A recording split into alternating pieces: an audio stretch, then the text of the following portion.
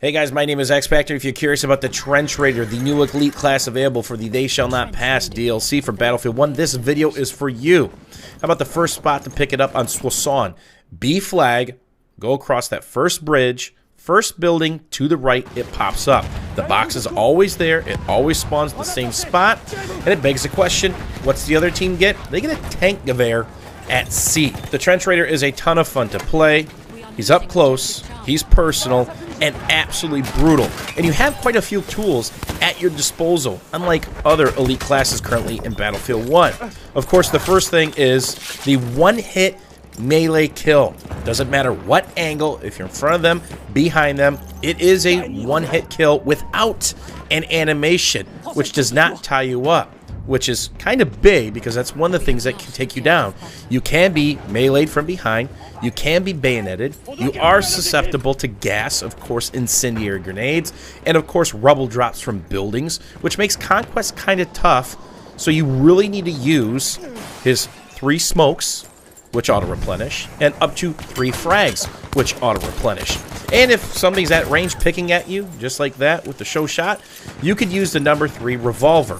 Now, this is the same number 3 that's available for any infantry class that's in Battlefield 1 right now. That means it hits in the head up to 90. It's not juiced by any means. It will 2-shot people in the chest up close. Very quick time to kill, especially with ADS or aiming down sight. But be careful, you still need a support player to reload that number 3 revolver. Whether it's a little pack running over or a big pack sitting there, you can find that extremely helpful, so be on the lookout for those. Now, the cool thing about this kit is the big bag. You just saw it there. It just doesn't heal you, it will heal any friendly around you. So it's a great support tool. Now, if you are suppressed, if you are being shot at, it will pause the healing mechanism just like it does for the medic and the big bag. Remember, the difference with the little bag is healing on the go until you take damage, not affected by suppression. Big bag, healing quite a few people rather slowly until you're shot at or basically suppressed. So try to drop that as the points rack up as I'm healing my friendlies around me. Remember, on Soissons, on Conquest, there are 8 tanks. As you just saw, I got rubble drop there, took some damage, got out. So that complicates using the Trench Raider. Remember, if you see a Badger, try to drop him some heals. Free points, and of course, they help keep people off of you. So rubble drops can mess you up, dynamite can mess you up, vehicles in general can mess you up. So make sure you use those smokes to get in and out of cover or sticky situations. Just remember, it takes a little bit for that smoke to develop. Now, you do have up to 3 frag nades, which can be helpful against vehicles. Sure, 5 or 6 damage isn't a ton, but what happens if they're getting banged on by multiple assaults or getting lumpied from support players, or they're just going through the repair mechanism? That's huge, because you pause their heal, basically. And look how fast they get another big pack down. And there is a cooldown when, of course, they go to start that self-repair again.